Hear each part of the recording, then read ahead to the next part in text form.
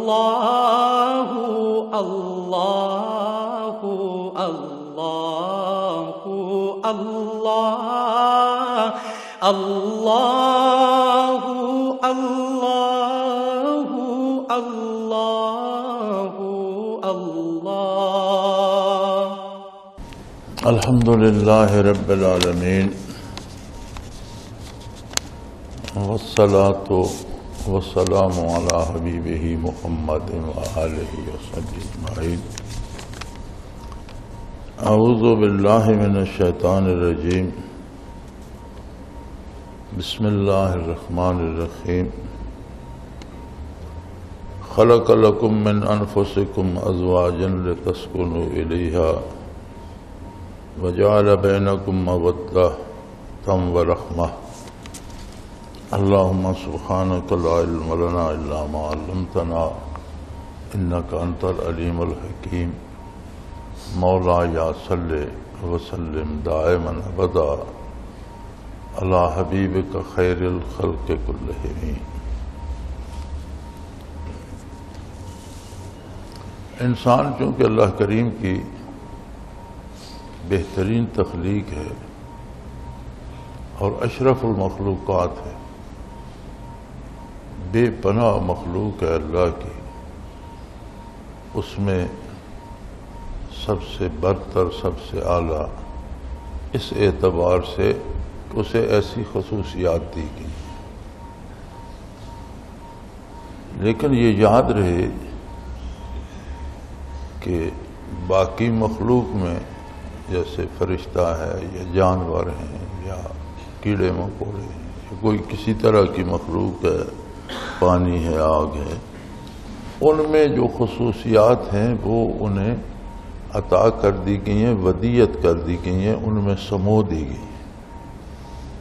وہ اپنا کام اس کے مطابق فطری طور پر کرتے رہتے ہیں۔ ہوا کو اپنا کام کرنا ہے، بادل کو اپنا کرنا ہے، سورج کو اپنا کرنا ہے، جانوروں کو اپنی فطرت کے مطابق وقت بسر کرنا ہے۔ انسان ایک بہت خوبصورت تخلیق ہے اور اسے اختیار دیا گیا ہے، باقی مخلوق بے اختیار ہے۔ انسان ایسی مخلوق ہے کہ اس کے بعد دوسرے درجے پر جنات ہیں، ان کے پاس بھی اختیار تو ہے لیکن انسان والی معرفت الہی کی عظمت ان کے پاس نہیں ہے۔ کردار میں وہ بھی مکلف ہے، اور چونکہ ان کے پاس معرفت الہی کا وہ معیار انہیں عطا نہیں کیا گیا، اس لیے قرآن حکیم میں سورہ جن میں جہاں ذکر آتا ہے وہاں وہ فرماتے ہیں کہ اگر نیکی کرو گے، اللہ کی اطاعت کرو گے تو اللہ کے عذاب سے بچ جاؤ گے، نافرمانی کرو گے تو تمہیں عذاب دیا جائے گا۔ تو ان کا جن کی نجات ہوگی فنا ہو جائیں گے، جن کو عذاب ہوگا جب عذاب پورا ہوگا فنا ہو جائیں گے، ان کو دوام نہیں ہے، اس لیے کہ ان کی روح عالم امر سے نہیں ہے۔ یہ دوام انسان ایک ایسی مخلوق ہے جسے تخلیق کرنے کے بعد اللہ نے دوام عطا کر دیا، اس کی روح عالم امر سے ہے اور عالم امر کو فنا نہیں۔ امر صفات باری میں سے ہے، خلق میں فنا ہے، وَلَهُ الْخَلْقُ وَالْأَمْرُ، عالم خلق بھی اسی کا ہے اور امر بھی، امر میں فنا نہیں ہے۔ تو جب روح اور بدن اکٹھے رہیں گے تو اس روح کی وساطت سے بدن کو بھی کبھی فنا نہیں ہوگی۔ اگر اللہ اسے نجات دے گا تو جنت میں جائے گا، ہمیشہ رہے گا، اور اگر جہنم میں گیا کفر کے جرم میں تو وہاں بھی ہمیشہ رہے گا۔ اب اتنے بڑے نتائج جس زندگی سے نکلنے تھے، اس زندگی کی ابتدا اللہ کریم نے ایک ہستی سے فرمائی،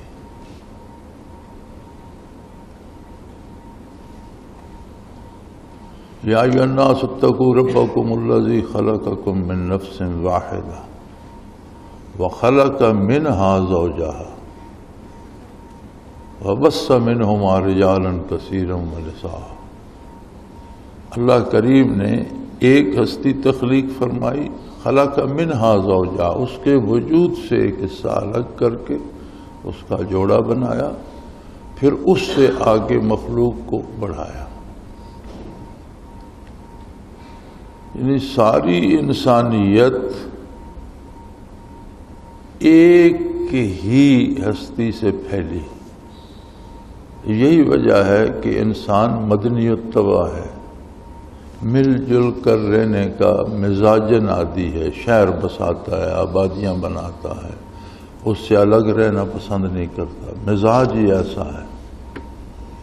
اگر انسان بھی درختوں پودوں کی طرح پیدا ہوتے یا جانوروں کی طرح بھی پیدا جنسی طور پر پیدا ہوتے، لیکن جانوروں میں وقتی طور پر جب جانوروں کا موسم آتا ہے وہ ملتے ہیں پھر الگ ہو جاتے ہیں، بچہ جب چرنے کے قابل کھانے پینے کے قابل ہو جاتا ہے اسے الگ کر دیتے ہیں، کوئی نہیں پوچھتا۔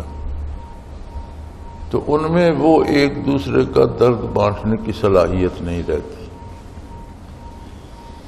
ایک کو درندہ پھاڑ کر کھا رہا ہے اور 10,000 کا لشکر کھڑا ہے تو وہ اس کی طرف منہ نہیں کرتے، وہ جسے پھاڑ رہا ہے۔ ان میں وہ ایک دوسرے کے دکھ درد میں شرکت کا احساس نہیں ہوتا۔ انسان میں یہ انسیت اللہ نے پیدا فرمائی، لیکن یہ یاد رکھیں لَقَدْ خَلَقْنَا الْإِنسَانَ فِي أَحْسَنِ تَقْوِيمٍ، انسان کو ہم نے بہترین تناسب سے پیدا فرمایا، ثُمَّ رَدَدْنَاهُ أَسْفَلَ السَّافِلِينَ، لیکن اگر وہ اس مقام سے گرتا ہے تو پھر جانوروں سے بھی اور بدترین مخلوق سے بھی نیچے چلا جاتا۔ یہ اس کے فیصلوں کا نتیجہ ہوتا ہے۔ تو بقائے نسل انسانی کے لیے اللہ کریم نے انسانوں کے جوڑے بنا دیے، مرد بنا دیے، عورتیں پیدا کر دی۔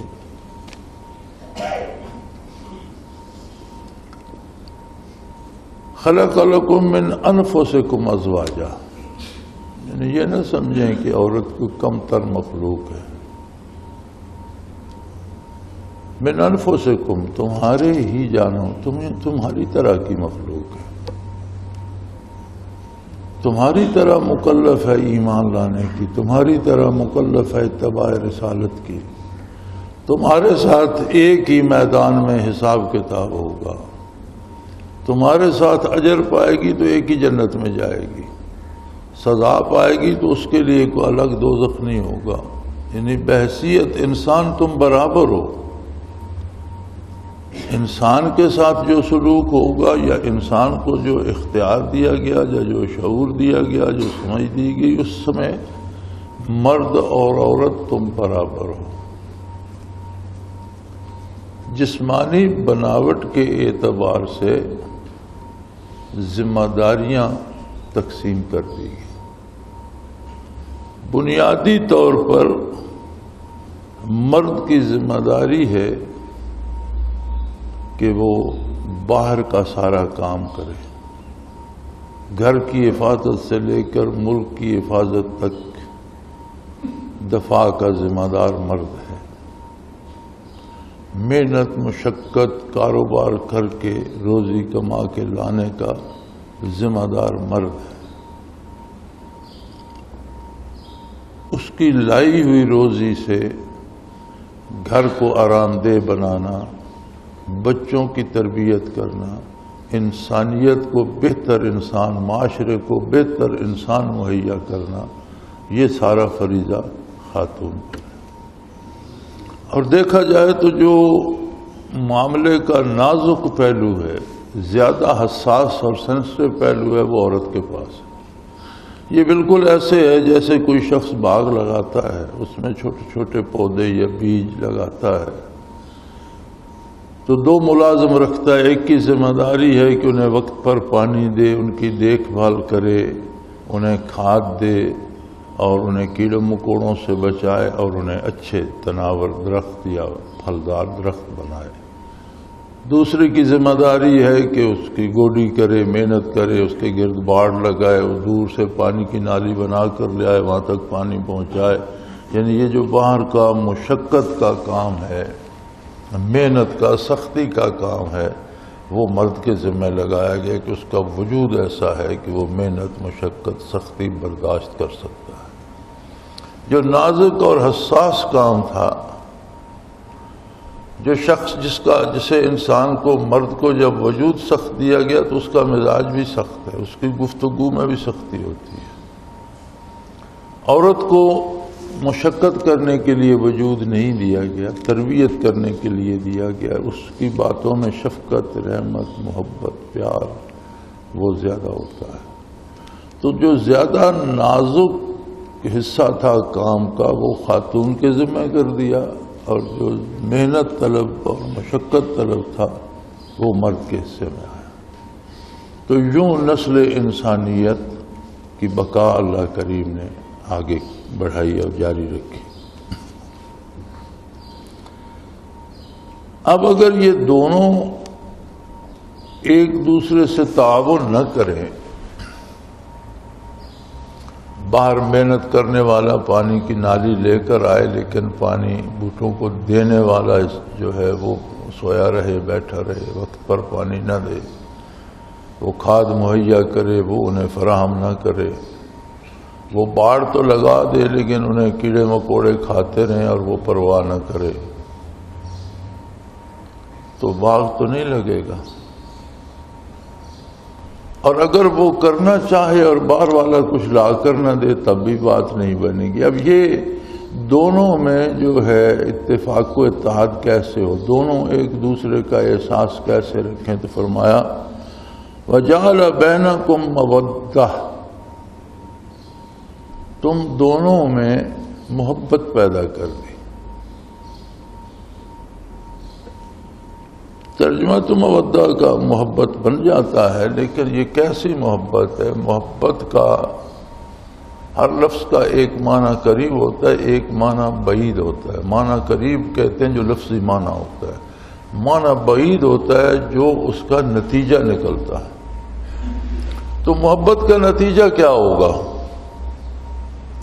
محبت کرنے والا جس سے محبت کرتا ہے اس کی بہتری چاہے گا، اس کی خوشی چاہے گا، اسے رنجیدہ برداشت نہیں کرے گا، اسے دکھی نہیں دیکھ سکے گا، اس کے لیے جو کچھ اس سے بن پڑا وہ کرے گا.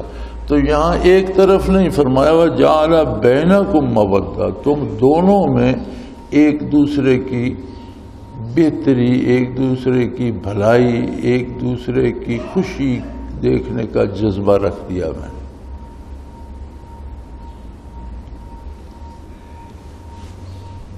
یعنی میاں اور بیوی دونوں میں اللہ کریم نے ایسا جذبہ رکھ دیا کہ دونوں ایک دوسرے کی بہتری چاہتے ہیں.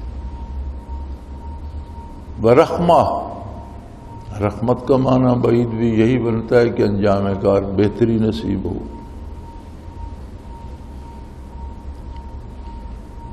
تو جہاں اطاعت الہی اٹھ جاتی ہے، ایمان کمزور پڑ جاتا ہے، وہاں سے یہ مودت اور رحمت بھی ختم ہو جاتی.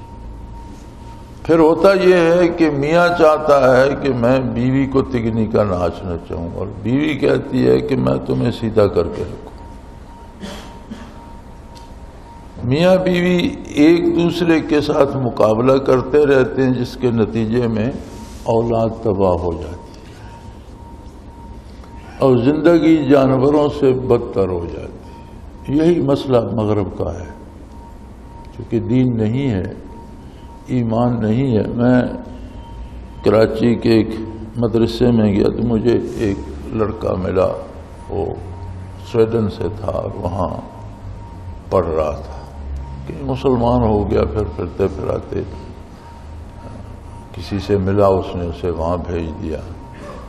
تو جامع بنوریا میں زیر تعلیم تھا. تو میں وہاں حاضر ہوا تو میری اس سے ملاقات ہو گئی. بیٹھا وضو کر رہا تھا تو میں اس سے پوچھتا رہا کہ تم کیسے مسلمان ہوئے، کیا ہوا، تمہارے والدین کہاں گئے؟ تو کہنے لگا والدین کے بارے میں مجھے کچھ علم نہیں. کیوں؟ تو کہنے لگا جب تک بچے کو وظیفہ ملتا رہتا ہے والدین ساتھ رکھتے ہیں. جب میں 16 سال کا ہوا تو میرا وہ سرکاری وظیفہ بند ہو گیا اور اس کے الفاظ تھے they kicked me out and shut the door. انہوں نے مجھے دھکا دے کر باہر نکالا اور دروازہ بند کر دیا کہ اب اپنا کماؤ کھاؤ، تمہارے لیے جو سرکاری وظیفہ آتا تھا وہ بند ہو. جوان بچیوں کو نکال دیتے ہیں اور کہتے ہیں اگر گھر میں رہنا ہے تو کھانے کا خرچ اتنا ہوگا، بیڈ روم کا کرایہ اتنا ہوگا. کہاں سے لاتی ہو یہ تمہارا مسئلہ ہے، یہ پیسے دے سکتی ہو تو گھر میں رہو، نہیں دے سکتی تو جاؤ اپنا کو گھر تلاش کرو.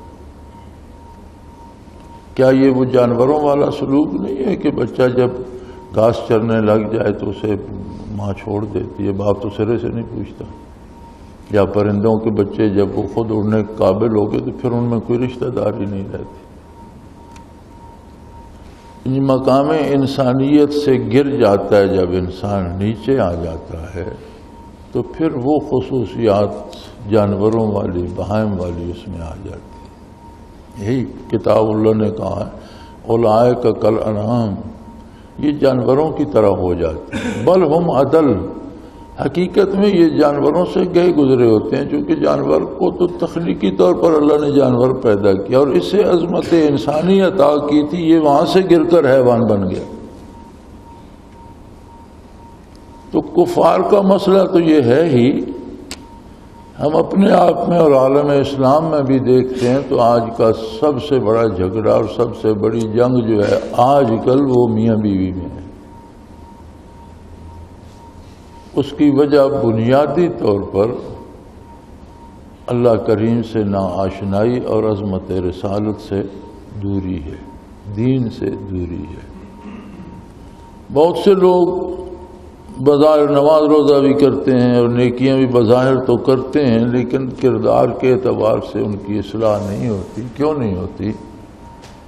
کہ وہ نیکیاں دکھاوے کی یا رسمی ہوتی ہیں، ان میں وہ جان نہیں ہوتی کہ کردار کو تبدیل کر سکے. ہمارے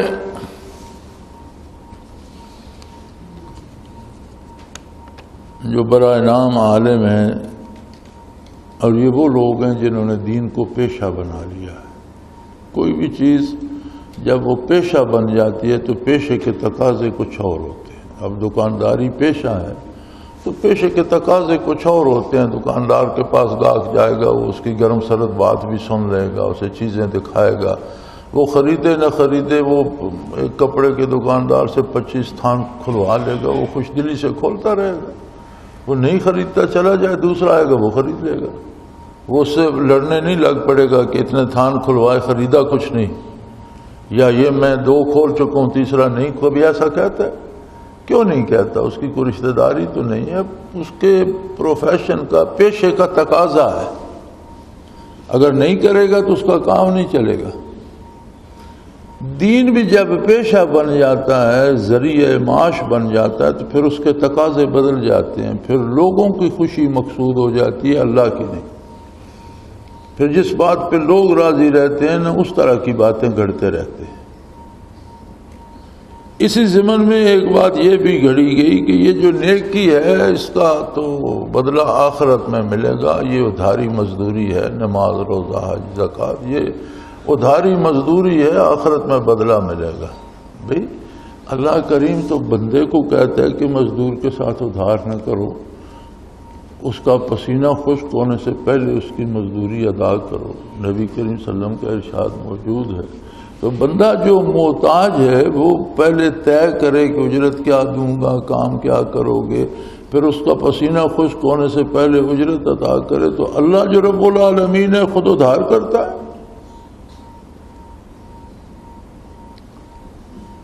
ہر نیکی کا اثر کردار پہ ہوتا ہے. وہ آپ ایک نیک جملہ کہتے ہیں، نیکی سوچتے ہیں تو بھی کردار پہ اثر ہوتا ہے، اور نیکی پر عمل کرتے ہیں تو بہت زیادہ ہوتا ہے. جیسے قرآن کریم نے بتایا کہ عبادت کا ثواب کیا ہے، ان الصلاۃ تنہی عن الفحشاء والمنکر.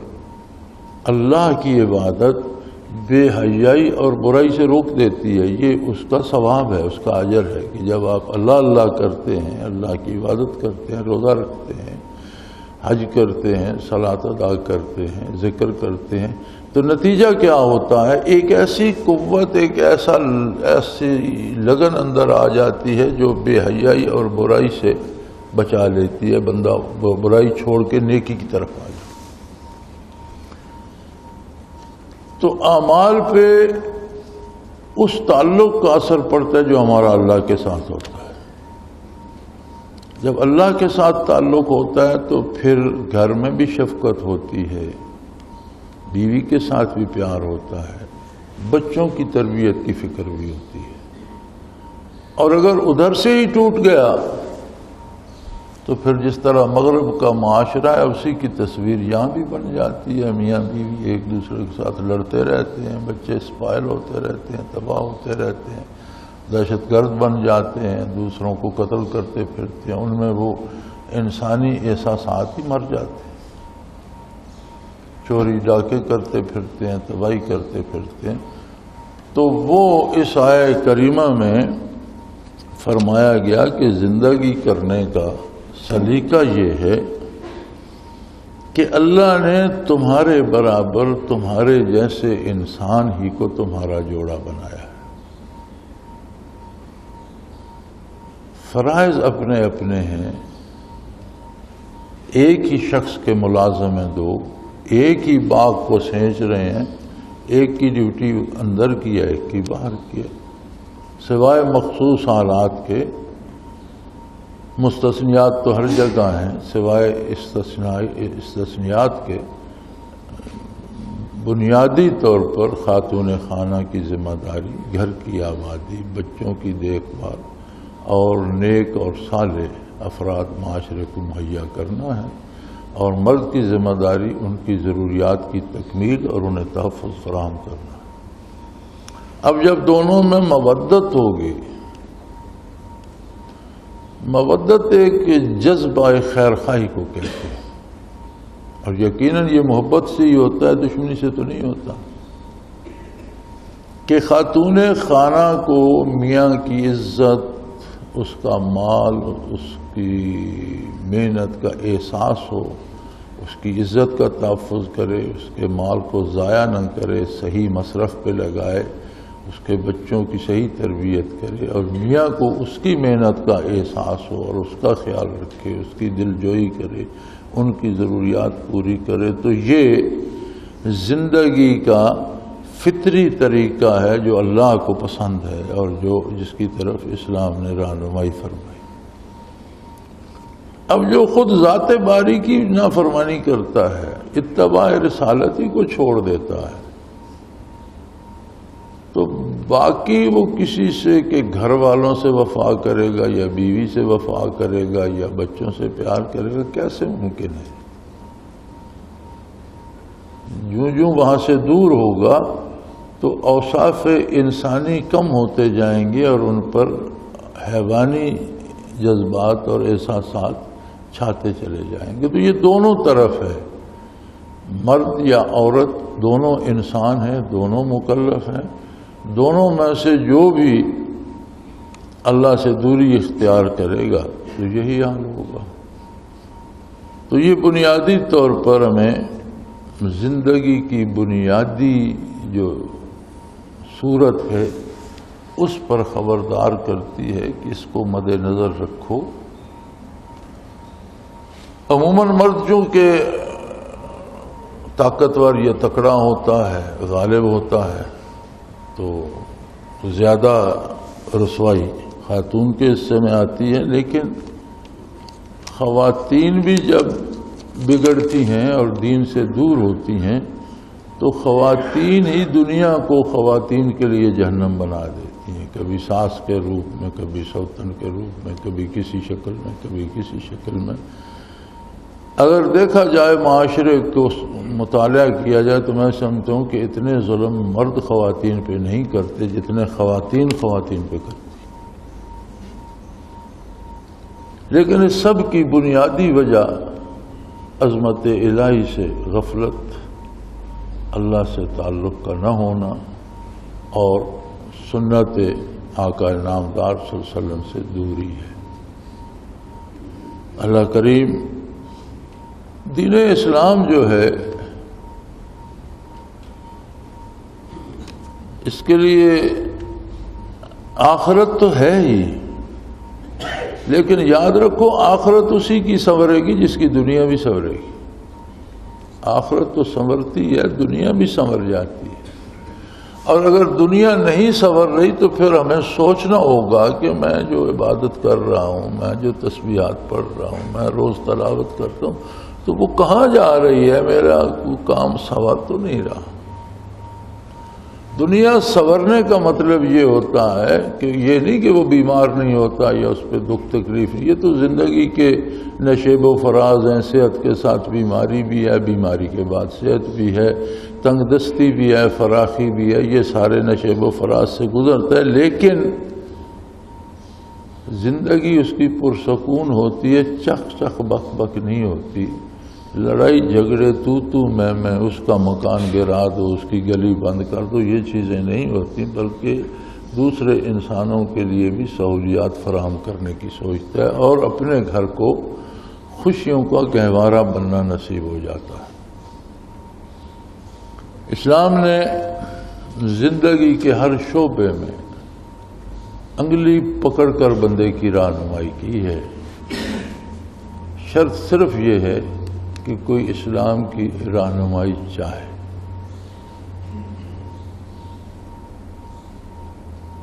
جو منہ پھیر کے چل دے اسے پیچھے سے پکڑتا نہیں ہے، لیکن اسے نتائج بھگتنا پڑتے ہیں۔ آج ہم جس جگہ کھڑے ہیں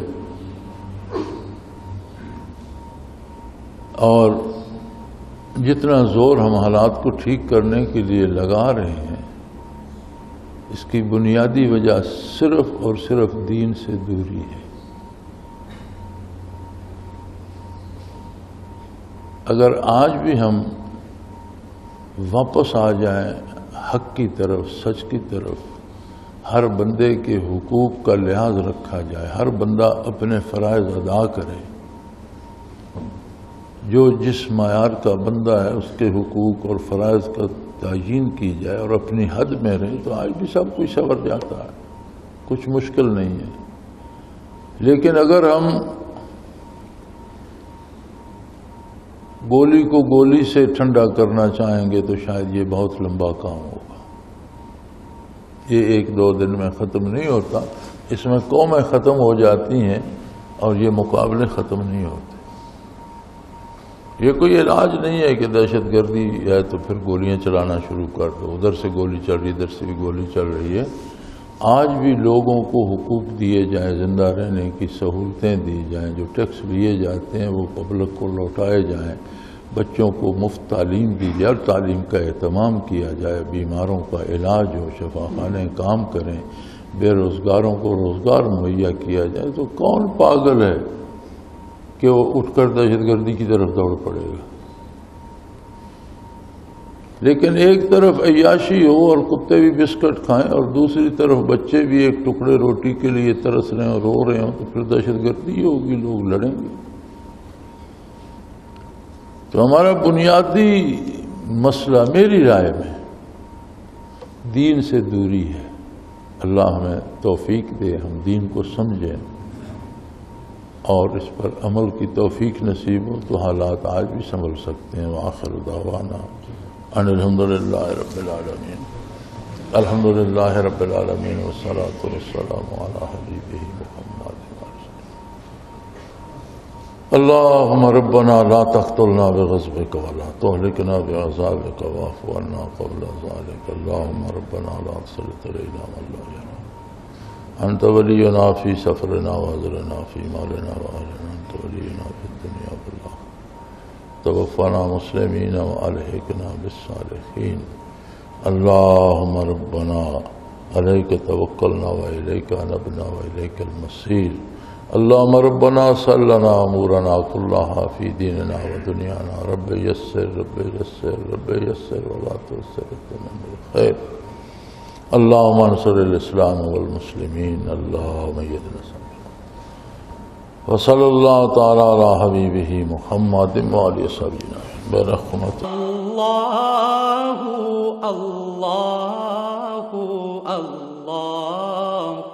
اللہ اللہ اللہ اللہ اللہ اللہ۔ حضرت امیر محمد اکرم آوان مد ذلہ العالی دارالعرفان منارہ ضلع چکوال میں سالہ سال سے قرآن و حدیث کے اوپر خطابات کر رہے ہیں اور سلسلہ نقشبندیہ اویسیہ کے مطابق لوگوں کو ذکر الہی کی تربیت دے رہے ہیں۔ وہ قرآن پاک کی تفسیر ترتیب وار بیان کر رہے ہیں۔ تفسیر قرآن کو وہ موجودہ ملکی اور بین الاقوامی حالات کے مطابق بیان کرتے ہیں۔ موٹر وے سے کلر کہار کے انٹرچینج سے نکلتے ہوئے کلر کہار کی جھیل سے ہوتے ہوئے میانی، بوچھال اور نور پور سے گزرتے ہوئے دارالعرفان منارہ پہنچ سکتے ہیں۔ حضرت امیر محمد اکرم آوان نے بچیوں اور بچوں کی دینی اور دنیاوی تعلیم کے لیے سقارہ اکیڈمی کے نام سے ایک درسگاہ بھی قائم کی ہے، جس کا افتتاح ملک پاکستان کے صدر جنرل محمد ضیاء الحق نے اپنے دست مبارک سے کیا تھا۔ وہ تمام احباب جو اسلام کی طلب رکھتے ہیں ان سے گزارش ہے کہ دارالعرفان منارہ ضلع چکوال میں امیر محمد اکرم آوان صاحب کے خطابات سے مستفید ہوں۔ وہ ہر جمعے کو نماز سے پہلے بیان فرماتے ہیں۔ ہر ماہ کی پہلی اتوار کو ماہانہ اجتماع ہوتا ہے جس میں آپ خصوصی خطاب فرماتے ہیں اور پاکستان کے چاروں صوبوں سے احباب اس اجتماع میں شرکت کرتے ہیں۔ اس کے علاوہ یہاں سال میں 2 مرکزی اجتماعات بھی ہوتے ہیں، ایک رمضان المبارک میں اعتکاف کا اجتماع اور دوسرا جولائی اور اگست میں 40 دن کا اجتماع ہوتا ہے جس میں روحانی تربیت کی جاتی ہے۔